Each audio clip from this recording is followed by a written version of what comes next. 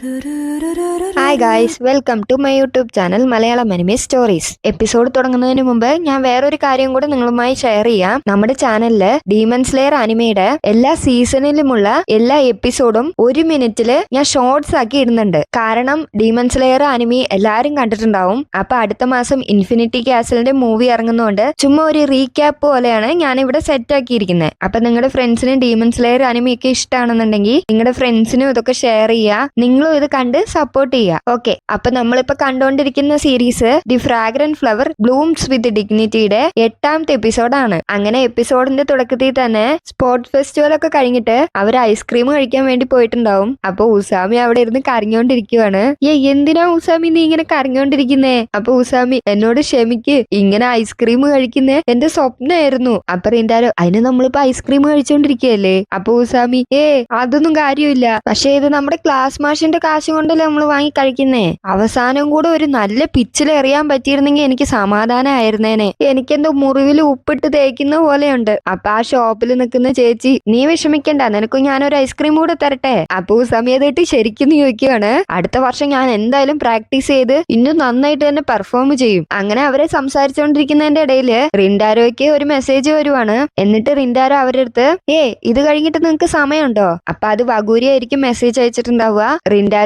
റിൻഡാരോന്റെ ഫ്രണ്ട്സിനെയും കൂട്ടിയിട്ട് ചെറിയൊരു മീറ്റപ്പിന് വേണ്ടിയിട്ടായിരിക്കും വിളിച്ചിട്ടുണ്ടാവുക. അങ്ങനെ അവിടെ വഗൂരി, സബാരും റിൻഡാരോന്റെ ഫ്രണ്ട്സ് ഒക്കെ ഉണ്ടാവും. എന്നിട്ട് അവര് ഓരോരുത്തരും അവരവരുടെ പേര് പറയുവാണ്. അപ്പൊ അതില് സബാരു കുറച്ച് പേടിച്ചിട്ടായിരിക്കും ഇരിക്കുന്നുണ്ടാവുക. നട്സുവയ്ക്ക് വലിയ കാര്യത്തില് ഇൻട്രസ്റ്റ് ഒന്നും ഉണ്ടാവില്ല. അപ്പൊ വഗൂരി, നിങ്ങളെല്ലാരും വന്നതിൽ ഒരുപാട് സന്തോഷമുണ്ട്, നിങ്ങൾക്ക് ബുദ്ധിമുട്ടൊന്നും ആയില്ലല്ലോ അല്ലെ? അപ്പൊ ഉസാമി, അതൊന്നും കുഴപ്പമില്ല, ഇന്ന് സ്പോർട്സ് ഡേ ആയതുകൊണ്ട് നേരത്തെ തന്നെ സ്കൂൾ വിട്ടു. അപ്പൊ വഗൂരി, സ്പോർട്സ് ഡേ എങ്ങനെ ഉണ്ടായിരുന്നു? ഞങ്ങൾ അവസാനത്തെ റൗണ്ടിൽ തോറ്റു. അങ്ങനെ ഉസാമി അവിടെ കിടന്ന് ഭയങ്കര വർത്താനമാണ്. അപ്പൊ ആയോട്ടെ നട്സുവേന്റെ കാതില്, ഈ സ്ഥലം നമ്മുടെ സ്കൂളിൽ നിന്ന് കുറച്ച് ദൂരെയല്ലേ, അത് ചിലപ്പോ നമ്മൾ മീറ്റ് ചെയ്യുന്നത് അവരുടെ സ്കൂളിൽ ആരും കാണാതിരിക്കാൻ വേണ്ടിയിട്ടായിരിക്കും എന്ന് നട്സുവ പറയാണ്. അപ്പൊ വഗൂരി, ഞങ്ങൾ എന്തിനാ നിങ്ങളെ വിളിച്ചതെന്ന് ചോദിച്ചു കഴിഞ്ഞാൽ ഇന്നലെ നടന്നതിന് നിങ്ങളോട് താങ്ക്സ് പറയാനാണ്. അങ്ങനെ രണ്ടുപേരും അവരോട് താങ്ക്സ് പറയുവാണ്. അപ്പൊ അവര്, അതൊന്നും കുഴപ്പമില്ല, ഞങ്ങൾക്ക് അതിൽ സന്തോഷമേ ഉള്ളൂ. എന്നിട്ട് വഗൂരി, നിങ്ങൾക്കൊന്നും തോന്നരുത് എന്ന് പറഞ്ഞിട്ട് ഒരു കവർ നിറയെ സ്നാക്സ് എടുത്ത് കൊടുക്കുവാണ് അവർക്ക്. അത് കണ്ടിട്ട് ഇത് ഒരുപാടുണ്ടല്ലോ എന്ന് പറയാണ് അവര്. അപ്പൊ വഗൂരി, ഇത് ഞങ്ങള് നിങ്ങൾക്ക് താങ്ക്സ് പറയാൻ വേണ്ടി വാങ്ങിച്ചതാണ്.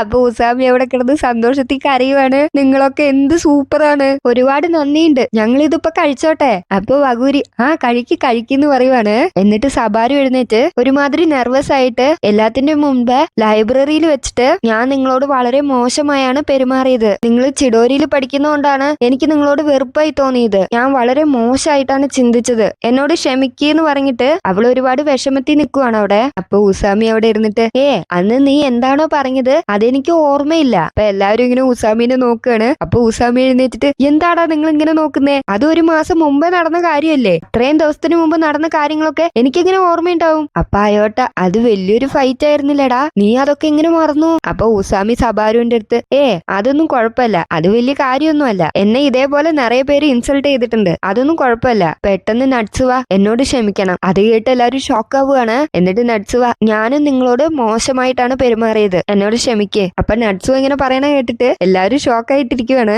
അപ്പൊ വഗൂരി സബാരുവിനെ തോണ്ടിയിട്ട്, അത് കൊടുക്കെന്ന് പറയുവാണ്. ഞാൻ നിങ്ങൾക്ക് ഒരു സാധനം വാങ്ങിയിട്ടുണ്ട്, അത് നിങ്ങൾക്ക് സോറി ചോദിച്ചതിനും താങ്ക്സ് പറയുന്നതിനുമായിട്ടാണ്. അത് നോക്കുമ്പോ നല്ല ലക്ഷ്യൂറിയസ് ആയിട്ടുള്ള സ്വീറ്റ്സ് ആയിരിക്കും. അത് കണ്ട് അവരൊക്കെ കണ്ണു തള്ളി നിൽക്കുവാണ്. ഇത് വളരെ എക്സ്പെൻസീവ് ആണ്, ഇത് ഞാൻ ടിവിയിൽ മാത്രമേ കണ്ടിട്ടുള്ളൂ എന്ന് ഉസാമി പറയാണ്. അപ്പൊ റിൻഡാരോ, ഇത് വളരെ പോപ്പുലർ ആണ്, ഇത് നമ്മുടെ കയ്യിലൊന്നും ഇങ്ങനെ കിട്ടില്ല. അപ്പൊ അവര്, നിനക്കിതെങ്ങനെ അറിയാം റിൻഡാരോ? അതെന്റെ അമ്മ പറഞ്ഞിട്ടുണ്ട്. വഗൂരി, സബാരു, ഞങ്ങൾക്കിത് വാങ്ങിച്ചു തന്നതിന് ഒരുപാട് നന്ദിയുണ്ട്. അപ്പൊ ബാക്കിയുള്ള 3 പേരും താങ്ക്സ് പറയുവാണ്. എന്നിട്ട് റിൻഡാരോ, വാ നമുക്ക് കഴിക്കാന്ന് വഗൂരിനെ സബാരുവിനെയും വിളിക്കുകയാണ്. അപ്പൊ സബാരു ശരിക്കും ചോദിക്കുമ്പോ അപ്പൊ ഉസാമി അവിടെ ഇരുന്നിട്ട്, വാ നമുക്ക് ഒരുമിച്ച് കഴിക്കാം, അതിലെന്താ ഇപ്പൊ ഉള്ളത്? പക്ഷെ ഞാൻ കിക്കിയോലുള്ളതാണ് എന്ന് സബാരു പറയുവാണ്. അപ്പൊ ഉസാമി, അതൊന്നും ഞങ്ങൾക്ക് പ്രശ്നമുള്ള കാര്യമല്ല, ഞങ്ങൾക്കറിയാം നിങ്ങളാണ് ഞങ്ങളെ വെറുത്തതെന്ന്, അതുകൊണ്ട് ഞങ്ങൾ ചെറിയ ഡിസ്റ്റൻസ് ഗേൾസ് വെച്ചു, അത്രേ ഉള്ളൂ. അപ്പൊ ആയോട്ടെ റിൻഡാരോ നിങ്ങളെ കുറിച്ച് ഒരുപാട് പറഞ്ഞിട്ടുണ്ട്. നിങ്ങൾ നല്ല മനുഷ്യരാണെന്നും നിങ്ങളോട് കൂടെ സമയം ചെലവഴിക്കുമ്പോ വളരെ ഹാപ്പി ആയിട്ടാണ് ഫീൽ ചെയ്യുന്നത് എന്നൊക്കെ അവൻ പറഞ്ഞിട്ടുണ്ട്. അപ്പൊ നട്സുവ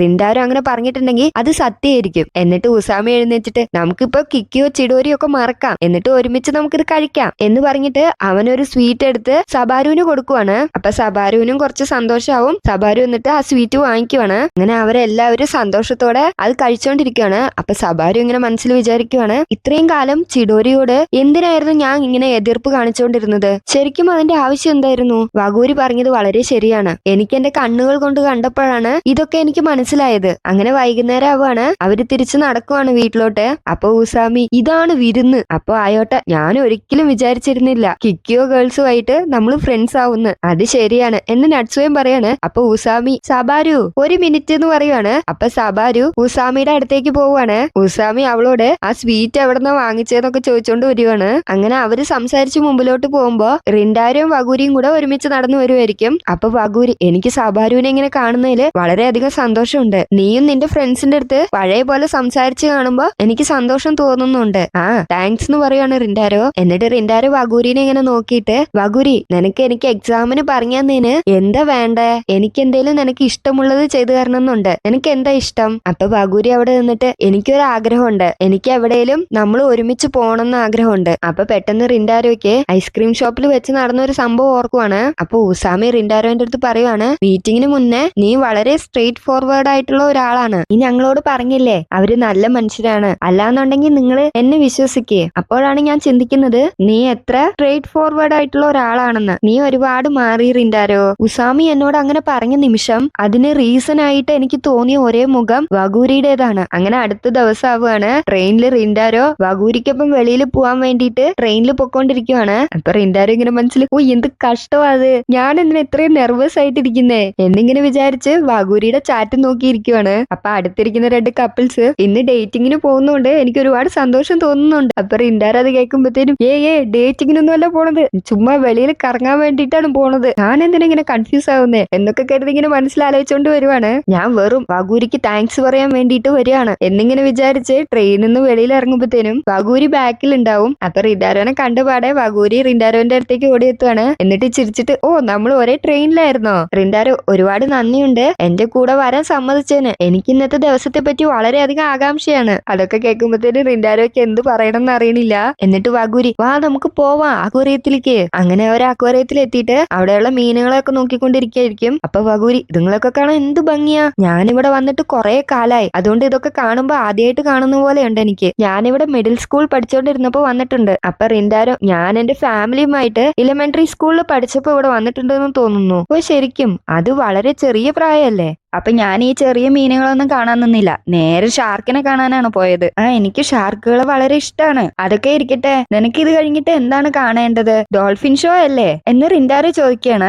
അപ്പൊ വഗൂരി അതെ ഞാനത് ടിവിയിൽ മാത്രമേ കണ്ടിട്ടുള്ളൂ, ഞാൻ ഇതുവരെയായിട്ട് നേരിട്ട് കണ്ടിട്ടില്ല. ആ ഷോ തുടങ്ങുന്നത് 3 മണിക്കാണ്. അതിനു മുമ്പേ നമുക്ക് കുറെ കാര്യങ്ങൾ ഇന്നും കാണാനുണ്ട്, നമുക്ക് ഭക്ഷണം കഴിക്കണം, നമുക്ക് ഇതൊക്കെ ചെയ്യാൻ സമയം ഉണ്ടാവുമോ? ഇത് കേട്ടിട്ട് റിൻഡാരോ ചിരിക്കുകയാണ്. നീ പറയുന്ന കേൾക്കുമ്പോ എനിക്ക് ചിരിയാണ് വരുന്നത്. നമുക്ക് ഇഷ്ടം പോലെ സമയം ഉണ്ടാവും. അപ്പൊ വഗൂരി അത് ശരി, പക്ഷെ നിനക്ക് ഏതെങ്കിലും സ്ഥലങ്ങൾ കാണാനുണ്ടോ? അതൊന്നും കുഴപ്പമില്ല, ഇന്നത്തെ ദിവസം നിനക്ക് എന്തൊക്കെയാണോ ഇഷ്ടം നമുക്ക് അത് തന്നെ ചെയ്യാം. അങ്ങനെ വഗൂരിക്ക് വളരെ സന്തോഷമാവുകയാണ്. എന്നിട്ട് അവർ രണ്ടുപേരും ആ അക്വേറിയം ഫുള്ള് ചുറ്റിക്കാണുവാണ്. അവർ രണ്ടുപേരും വളരെ സന്തോഷത്തോടെ ആയിരിക്കും ആ ദിവസം അങ്ങനെ ചെലവഴിക്കുന്നത്.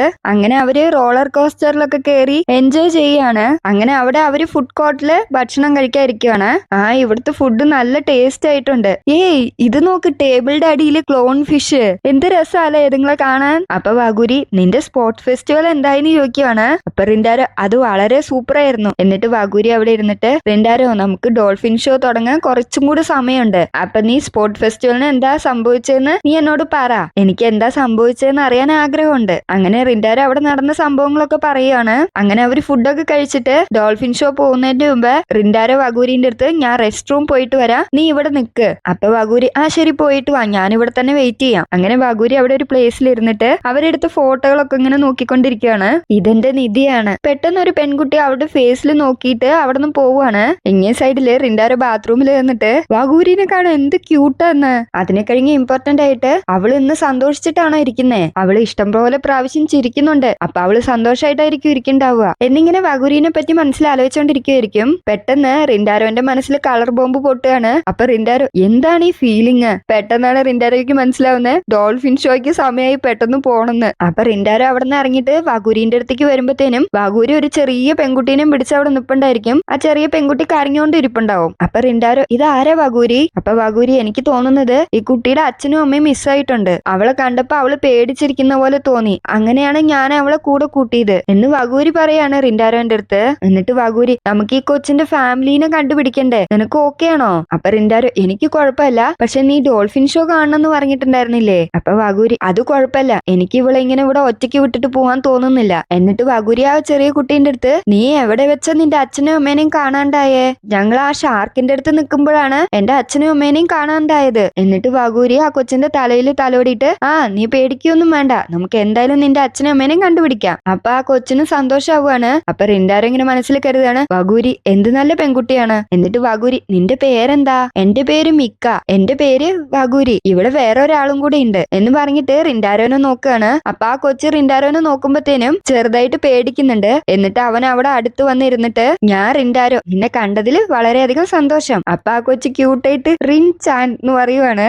എന്നിട്ട് വഗൂരി എഴുന്നേറ്റിട്ട് നിങ്ങൾ ഇവിടെ നിക്ക്, ഞാൻ പോയി മിക്കേന്റെ പാരന്റ്സിനെ നോക്കിയിട്ട് വരാം. അപ്പൊ റിൻഡാരോ നീ ഒറ്റയ്ക്ക് പോവാണോ? നമ്മൾ അവളുടെ ഫാമിലിനെ നോക്കി പോകുമ്പോ ആരെങ്കിലും ഒരാൾ ഇവിടെ നിക്കണം, അല്ലാന്നുണ്ടെങ്കിൽ നമ്മളും ഈ റഷ്യന്റെ ഉള്ളില് കാണാണ്ടായി പോവും. എന്നിട്ട് വഗൂരി ആ ചെറിയ കൊച്ചിനോട് മിക്ക നീ റിൻചാന്റെ ഒപ്പം ഇവിടെ നിക്ക് എന്ന് പറഞ്ഞിട്ട് അവള് മിക്കേന്റെ ഫാമിലിനെ നോക്കി പോവുകയാണ്. അങ്ങനെ റിൻഡാരോയും മിക്കയും കൂടെ അവിടെ ഇരിക്കുമ്പോ മിക്ക എന്നോട് ക്ഷമിക്കണം, ഞാൻ നിങ്ങൾക്ക് ബുദ്ധിമുട്ടുണ്ടാക്കിയില്ലേ, എന്നോട് ക്ഷമിക്ക്.